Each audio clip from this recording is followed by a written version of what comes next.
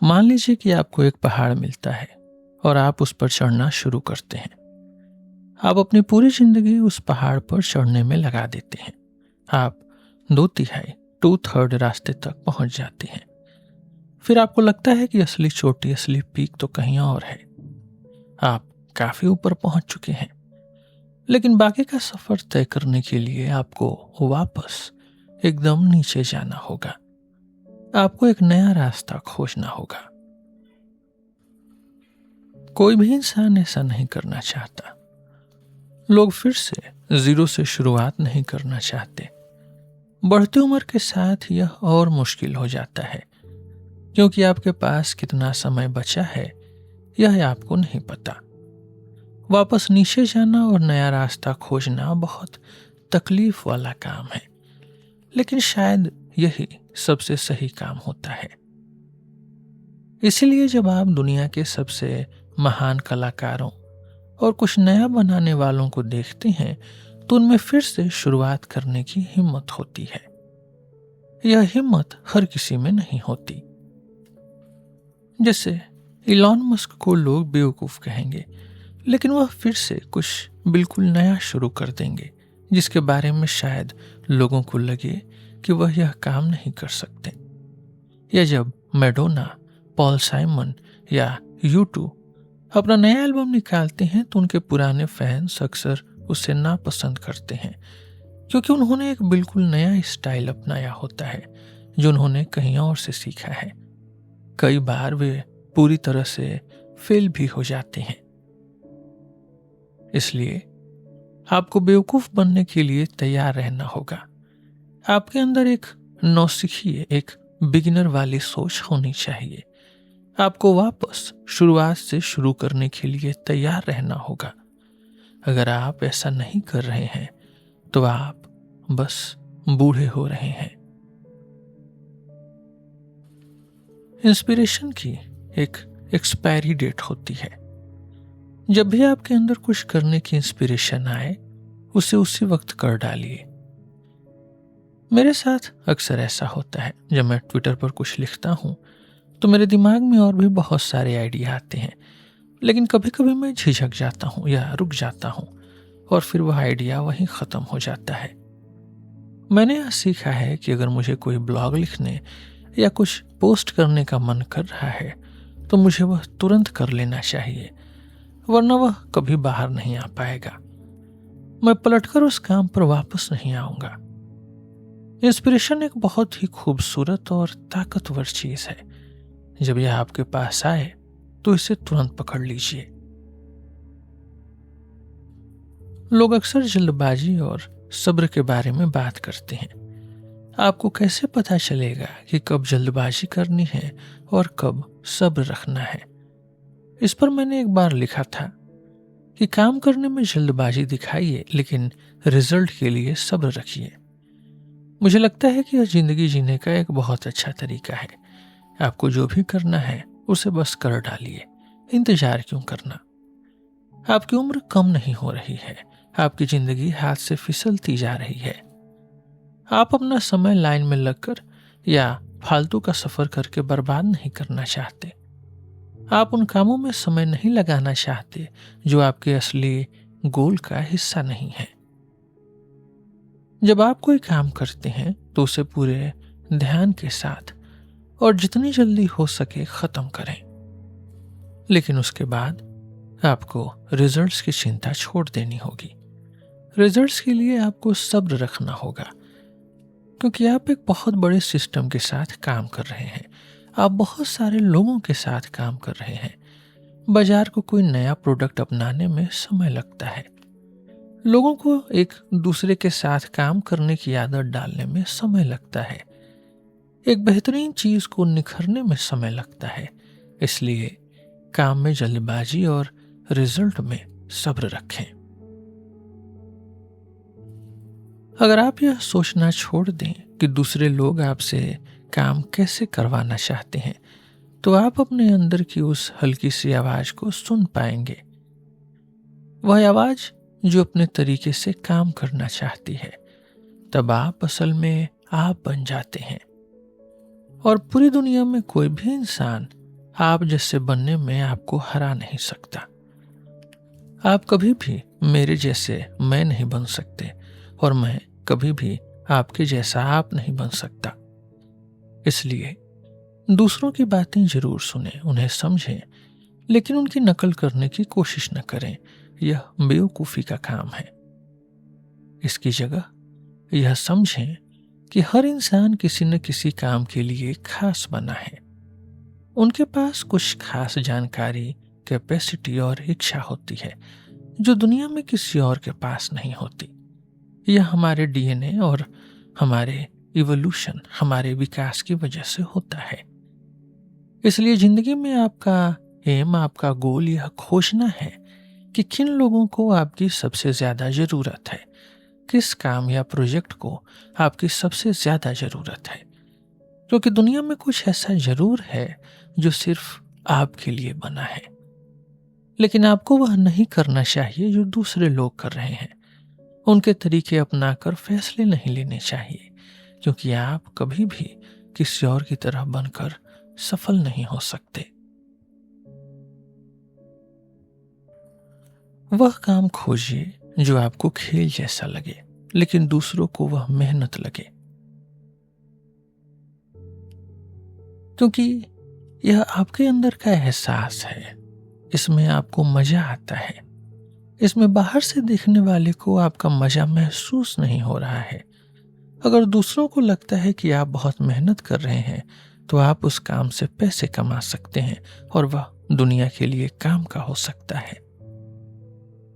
इसलिए वह काम खोजिए जो आपको खेल जैसा लगे, लेकिन दूसरों को वह मेहनत लगे। किसी भी अच्छे काम को चुनने के लिए इन चारों बातों का होना जरूरी है। आसान शब्दों में, जो काम आपका हॉबी है वह दूसरों के लिए एक भारी काम होना चाहिए। इसी से मुझे पता चलता है कि कोई भी मुझसे मुकाबला नहीं कर सकता, क्योंकि मैं दिन के 16 घंटे बस खेल रहा हूं। अगर कोई मुझसे मुकाबला करना चाहता है और वह इसे एक काम की तरह करेगा, तो वह हार जाएगा, क्योंकि वह इंसान हफ्ते के 7 दिन 16 घंटे काम नहीं कर पाएगा। एक खुश इंसान को 10,000 चीजें चाहिए होती हैं, लेकिन एक बीमार इंसान को सिर्फ एक चीज चाहिए होती है ना? आपकी ये अनगिनत इच्छाएं ही आपकी शांति और खुशी को खराब कर रही हैं। इच्छाएं होना ठीक है। हमारा शरीर और दिमाग कुछ न कुछ करना चाहता है। वह कहता है, मैं कुछ कर सकता हूं, मैं चलता हूं, मैं जिंदा हूं। लेकिन अपनी इच्छाओं को लेकर बहुत सावधान रहिए। यह दुनिया का सबसे पुराना और सबसे सही ज्ञान है कि इच्छा ही दुख का कारण है। इसका मतलब यह है कि आपकी हर एक इच्छा आपके दुख का एक नया रास्ता खोलती है। इसलिए एक समय में एक से ज्यादा इच्छा पर ध्यान न दें। यह दुनिया कुछ इस तरह से बनी है कि अगर आप सिर्फ एक चीज चाहते हैं और पूरा ध्यान सिर्फ उसी पर लगाते हैं, तो वह आपको मिल जाएगी, लेकिन बाकी सब कुछ आपको छोड़ना पड़ेगा। लोगों को लगता है कि मैं बहुत पढ़ता हूं, लेकिन सच तो यह है कि लोग जितना सोचते हैं मैं उतना नहीं पढ़ता। मैं शायद दिन में 1 से 2 घंटे पढ़ता हूं, और इतना पढ़ने से ही मैं दुनिया के 0.0001% लोगों में आ जाता हूं। मुझे लगता है कि मेरी जिंदगी की सारी सफलता और मेरी समझदारी का बस यही एक कारण है, क्योंकि आम लोग दिन में 1 घंटा नहीं पढ़ते। मुझे लगता है कि आम लोग दिन में 1 मिनट या उससे भी कम पढ़ते हैं। इसलिए पढ़ने की आदत डालना सबसे जरूरी चीज है। आप यह आदत कैसे डालते हैं इससे कोई फर्क नहीं पड़ता। यह बिल्कुल एक्सरसाइज करने जैसा है। रोज कुछ न कुछ करिए। यह जरूरी नहीं कि आप क्या कर रहे हैं। जो लोग इस बात पर बहुत ज्यादा सोचते हैं कि मुझे वजन उठाना चाहिए या टेनिस खेलना चाहिए या कोई और बाहरी एक्सरसाइज करनी चाहिए, वे असल बात समझ ही नहीं रहे हैं। जरूरी बात यह है कि रोज कुछ न कुछ किया जाए। इससे कोई फर्क नहीं पड़ता कि वह क्या है। ठीक इसी तरह मैं कहूंगा कि सबसे जरूरी बात रोज पढ़ना है। इससे कोई फर्क नहीं पड़ता कि आप क्या पढ़ते हैं, क्योंकि धीरे धीरे आप इतना कुछ पढ़ लेंगे और आपका इंटरेस्ट आपको उस रास्ते पर ले जाएगा जिससे आपकी जिंदगी पूरी तरह बदल जाएगी। जैसे आपके लिए सबसे अच्छी एक्सरसाइज वही है जिसे करने के लिए आप रोज मोटिवेटेड रहते हैं, ठीक वैसे ही पढ़ने के लिए सबसे अच्छी किताबें, ब्लॉग या ट्विटर वही हैं जिन्हें पढ़ने में आपको हमेशा मजा आता है, जिनमें नए विचार, जानकारी और कुछ सीखने को मिले। मैं असल में लोगों से कम मिलने वाला इंसान हूं। बचपन से ही मैं शब्दों और नए विचारों की दुनिया में खोया रहता था। मुझे लगता है कि ऐसा इसलिए हुआ क्योंकि जब मैं छोटा था तब किसी ने मुझ पर दबाव नहीं डाला कि मुझे क्या पढ़ना चाहिए। यह एक बहुत अच्छी बात थी। माता पिता और टीचर ज्यादातर बच्चों से कहते हैं कि तुम्हें यह पढ़ना चाहिए और वह नहीं पढ़ना चाहिए। सच तो यह है कि मैंने बचपन में बहुत सारा ऐसा कूड़ा पढ़ा जिसे आज के हिसाब से दिमाग के लिए जंक फूड कहा जाएगा। लेकिन धीरे धीरे आपको पढ़ने में मजा आने लगता है। एक समय आता है जब आपका जंक फूड खत्म हो जाता है और आप अच्छी चीजें पढ़ने लगते हैं, ठीक वैसे ही जैसे आप हेल्दी खाना खाने लगते हैं, आपकी पसंद बेहतर हो जाती है। मुझे लगता है कि मेरे साथ भी कुछ ऐसा ही हुआ। मैंने कॉमिक से शुरुआत की, फिर मैं जासूसी कहानियों की तरफ गया, उसके बाद मैंने जादुई कहानियां और साइंस फिक्शन पढ़ा। धीरे धीरे मैं साइंस, फिर मैथ्स और लास्ट में फिलॉसफी पढ़ने लगा। तो यह लेवल धीरे धीरे ऊपर उठता गया। लेकिन मैं खुशकिस्मत हूं कि मुझे रोकने या टोकने वाला कोई नहीं था। लोग कहते थे तुम्हें यह नहीं पढ़ना चाहिए, तुम्हें वह पढ़ना चाहिए। लेकिन अब मुझे समझ में आया है कि सबसे बड़ी गलती रटना है, बिना समझे याद करना। जब आप अपनी जिंदगी को असलियत के साथ जीना चाहते हैं तो यह बहुत जरूरी है। आप जो भी करते हैं और क्यों करते हैं उसकी आपको गहरी समझ होनी चाहिए। इसलिए बहुत मुश्किल चीजें जानने से ज्यादा जरूरी यह है कि आपको बुनियादी यानी बेसिक बातें बहुत अच्छे से पता हों। आज कैलकुलस जानने से आपको कोई खास मदद नहीं मिलेगी। यह बिजनेस या ज्यादातर चीजों में काम नहीं आता। लेकिन नॉर्मल मैथ्स यानी जोड़ घटाना आपकी बहुत मदद करेगा, चाहे वह किराने की दुकान पर छुट्टे पैसे गिनना हो या आपके पॉडकास्ट बिजनेस की कमाई का हिसाब लगाना हो, या फिर यह समझना हो कि आपके किसी फैसले के सही होने के कितने चांस हैं। इसलिए कैलकुलस के मुश्किल नियम रटने से कहीं ज्यादा जरूरी है बेसिक मैथ्स को गहराई से समझना। मुझे लगता है कि यह बात हर तरह की सोच और लॉजिक पर लागू होती है।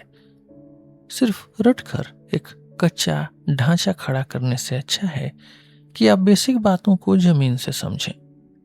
आपकी समझ की नींव एक लोहे के ढांचे की तरह मजबूत होनी चाहिए। इसीलिए आप कई ऐसे लोगों को सुनते होंगे जो बहुत होशियार लगते हैं। वे बहुत बाहरी भरकम और मुश्किल शब्दों का इस्तेमाल करते हैं। आप उनकी बातों का लॉजिक ठीक से समझ नहीं पाते। आपको समझ नहीं आता कि वे चीजों को कैसे जोड़ रहे हैं और आपके मन में कहीं ना कहीं यह शक होता है कि शायद उन्हें खुद भी यह बात ठीक से समझ नहीं आई है। इसलिए अगर आप दुनिया के सबसे बेहतरीन और गहरे थिंकर्स को देखेंगे तो वे बेसिक बातों को बहुत अच्छे से समझते हैं, खासकर तब जब बात पैसे या जिंदगी और मौत की हो। फेमस साइंटिस्ट रिचर्ड फाइनमैन का एक लेक्चर है। उन्होंने उंगलियों पर गिनती गिनने से लेकर कैलकुलस तक का पूरा सफर सिर्फ 4 पन्नों में समझा दिया था। यह एक के बाद एक लॉजिक से जुड़ी हुई पूरी चेन थी। इसमें ज्योमेट्री, ट्रिग्नोमेट्री, ग्राफ और कैलकुलस सब कुछ शामिल था। वे नंबरों को एकदम गहराई से समझते थे। उन्हें कुछ भी रटने की जरूरत नहीं पड़ी। जब आप किसी चीज को रट रहे होते हैं तो इसका मतलब है कि आप उसे समझ नहीं रहे हैं। आपके अंदर यह खूबी होनी चाहिए कि आप किसी भी चीज को उसी वक्त फिर से साबित करके दिखा सकें। अगर आप ऐसा नहीं कर सकते तो इसका मतलब है कि आप उसे नहीं जानते। क्या यह बात सिर्फ मैथ्स पर लागू होती है? नहीं, यह बात हर एक चीज पर लागू होती है। अगर आप पैसा कमाना चाहते हैं तो पहली बात यह जान लीजिए कि आप अपना समय किराए पर देकर कभी अमीर नहीं बन सकते। इसके कई कारण हैं। सबसे मेन कारण यह है कि आप जितनी मेहनत करेंगे आपको बस उतना ही मिलेगा। किसी भी नौकरी में जहां आपको हर घंटे का पैसा मिलता है, चाहे वह डॉक्टर या वकील की महंगी नौकरी ही क्यों न हो, आपको अपना समय देना ही पड़ता है। इसका मतलब है कि जब आप सो रहे होते हैं तब आप नहीं कमा रहे होते। जब आप काम से रिटायर हो जाते हैं तब आप नहीं कमा रहे होते। जब आप छुट्टी पर होते हैं तब आप नहीं कमा रहे होते। आप अचानक से बहुत ज्यादा पैसा नहीं कमा सकते। अगर आप उन डॉक्टरों को भी देखें जो सच में बहुत अमीर बनते हैं तो आप पाएंगे कि वे अपना खुद का बिजनेस खोलते हैं। वे अपना खुद का क्लिनिक या हॉस्पिटल खोलते हैं। उनका क्लिनिक एक ब्रांड बन जाता है और वह ब्रांड लोगों को अपनी तरफ खींचता है। या फिर वे कोई ऐसी मेडिकल मशीन या इलाज का नया तरीका खोज लेते हैं जिस पर उनका कानूनी अधिकार होता है, पेटेंट होता है। जब आप नौकरी करते हैं तो आप असल में किसी और के लिए काम कर रहे होते हैं। वह व्यक्ति रिस्क ले रहा है, जवाबदेही उसकी है, अधिकार और ब्रांड भी उसका है। इसलिए वह आपको कभी भी उतना पैसा नहीं देगा जिससे आप बहुत अमीर हो जाएं। वह आपको बस उतना ही पैसा देगा जितने में आप उसका काम करते रहें। यह रकम ज्यादा हो सकती है लेकिन यह कभी भी असली दौलत नहीं बन पाएगी, सच्ची अमीरी नहीं बन पाएगी। और अंत में आप समाज के लिए कुछ नया नहीं बना रहे हैं, आप बस एक ही काम को बार बार कर रहे हैं। आपकी जगह किसी और को आसानी से रखा जा सकता है क्योंकि आप एक तयशुदा, एक फिक्स्ड काम कर रहे हैं। ज्यादातर ऐसे तयशुदा काम दूसरों को सिखाए जा सकते हैं। अगर कोई काम स्कूल की तरह सिखाया जा सकता है तो आगे चलकर आपका मुकाबला ऐसे लोगों से होगा जिन्होंने वह काम अभी अभी सीखा है। वे लोग आपकी जगह लेने आ जाएंगे। इस बात की बहुत संभावना है कि आप कोई ऐसा काम कर रहे हों जिसे आगे चलकर कोई रोबोट या एआई करने लगे। ऐसा रातों रात नहीं होगा बल्कि यह धीरे धीरे होगा और यह चीज आपकी दौलत कमाने की क्षमता को खा जाएगी। कुल मिलाकर बात यह है कि आपकी कमाई आपकी मेहनत पर टिकी है। आपकी जगह कोई और ले सकता है और आप कुछ नया नहीं कर रहे हैं। मुझे नहीं लगता कि इस तरीके से आप कभी सच में पैसा कमा सकते हैं। इसलिए आपको सबसे पहला काम यह करना होगा कि आपको किसी बिजनेस का हिस्सा बनना पड़ेगा। आपके पास इक्विटी, आपके पास हिस्सेदारी होनी चाहिए। आप चाहें तो मालिक बन सकते हैं या उसमें पैसा लगाने वाले इन्वेस्टर बन सकते हैं, या फिर आप खुद का कोई ऐसा ब्रांड बना सकते हैं जो आपकी पैसे की टेंशन से आपको मुक्ति का रास्ता दिखाए। आज की दुनिया में लोग एक नए तरीके के लेवरेज यानी कम मेहनत में बड़ा असर डालने के तरीके से बहुत दौलत कमा रहे हैं। पुरानी पीढ़ी के लोगों ने पैसे यानी कैपिटल के दम पर दौलत कमाई थी, जैसे कि वॉरेन बफेट। लेकिन नई पीढ़ी की सारी दौलत कोड यानी सॉफ्टवेयर या मीडिया के जरिए बन रही है। जो रोगन अपने पॉडकास्ट से साल के करोड़ों डॉलर कमा रहे हैं। प्यूडीपाई कितना पैसा कमा रहे हैं पता नहीं, लेकिन वे आज न्यूज चैनलों से भी बड़े बन चुके हैं। फोर्टनाइट गेम खेलने वाले भी बहुत कमा रहे हैं और जाहिर है Jeff Bezos, mark Zuckerberg, Larry page, Sergey Brin, Bill Gates और स्टीव जॉब्स, इन सब ने कोड यानी सॉफ्टवेयर की ताकत का इस्तेमाल किया। इन नए तरीकों के बारे में सबसे मजेदार बात यह है कि इनके लिए आपको किसी की इजाजत नहीं चाहिए होती है। आपको इनका इस्तेमाल करने या सफल होने के लिए किसी से परमिशन लेने की जरूरत नहीं है। अगर आप लोगों यानी लेबर के जरिए कोई बड़ा काम करना चाहते हैं तो लोगों को आपकी बात माननी पड़ेगी। अगर आप पैसे के दम पर कुछ करना चाहते हैं तो किसी को आपको पैसा देना पड़ेगा ताकि आप कोई प्रोडक्ट बना सकें। लेकिन कोडिंग करना, किताबें लिखना, पॉडकास्ट रिकॉर्ड करना, ट्विटर पर लिखना या यूट्यूब के वीडियोस बनाना। इन कामों के लिए किसी की इजाज़त नहीं चाहिए।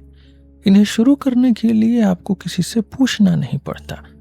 इसीलिए ये तरीके सबके लिए एक समान हैं और सबको बराबरी का मौका देते हैं। आपके पास खाली समय होना सच में बहुत जरूरी है। अगर आपके कैलेंडर में हफ्ते के 1 या 2 दिन ऐसे नहीं हैं जब आप फ्री हों, जब आप मीटिंग्स में न फंसे हों, तो आप सोच नहीं पाएंगे। आपके दिमाग में अपने बिजनेस के लिए अच्छे आइडिया नहीं आएंगे। आप सही फैसले नहीं ले पाएंगे। इसलिए मैं हमेशा कहता हूं कि हफ्ते में कम से कम 1 दिन की छुट्टी जरूर लें। हो सके तो 2 दिन की लें, क्योंकि अगर आप 2 दिन का सोचेंगे तब जाकर आपको 1 दिन का खाली समय मिलेगा। यह एक ऐसा दिन होना चाहिए जब आपके पास करने का कोई और काम न हो और आपको सिर्फ सोचने का समय मिले। बेहतरीन आइडिया तभी आते हैं जब आप खाली बैठे बैठे बोर हो रहे होते हैं, जब आप स्ट्रेस में होते हैं, बहुत बिजी होते हैं या भाग दौड़ कर रहे होते हैं। तब आपको कभी अच्छे आइडिया नहीं आएंगे। इसलिए अपने लिए समय निकालिए। मेरी नजर में असली विजेता वे लोग हैं जो इस खेल यानी दुनिया की दौड़ से पूरी तरह बाहर निकल चुके हैं, जो इस गेम को खेलते ही नहीं हैं। वे इससे बहुत ऊपर उठ चुके हैं। ये वे लोग हैं जिनका अपने दिमाग और खुद पर इतना जबरदस्त कंट्रोल होता है कि उन्हें किसी और से कुछ नहीं चाहिए होता। मेरी जिंदगी में ऐसे कुछ लोग हैं, कुछ बूढ़े लोग भी हैं जिनसे मैं बहुत कुछ सीखता हूं। अगर हम इतिहास को देखें तो महान बुद्ध या जिद्दू कृष्णमूर्ति, जिनकी किताबें पढ़ना मुझे पसंद है, वे सच में सफल थे, क्योंकि वे इस सांसारिक दौड़ से पूरी तरह बाहर आ गए थे। उनके लिए हार या जीत के कोई मायने नहीं रह गए थे। मैंने कहीं एक बहुत अच्छी लाइन पढ़ी थी कि इंसान की सारी परेशानियां इसलिए शुरू होती हैं क्योंकि वह आधे घंटे तक एक कमरे में चुपचाप अकेला नहीं बैठ सकता। अगर आप सच में सिर्फ 30 मिनट तक शांति से बैठ सकें और खुश रह सकें तो आप एक सफल इंसान हैं। मुझे लगता है कि यह एक बहुत ही शक्तिशाली सिचुएशन है, लेकिन हम में से बहुत कम लोग ही इस 30 मिनट तक पहुंच पाते हैं।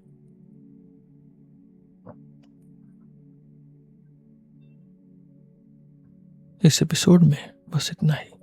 हम फिर मिलेंगे आपसे एक नए एपिसोड में एक नए टॉपिक के साथ। मेरा नाम है रोहित और आप सुन रहे थे सिलेबस विद रोहित। धन्यवाद।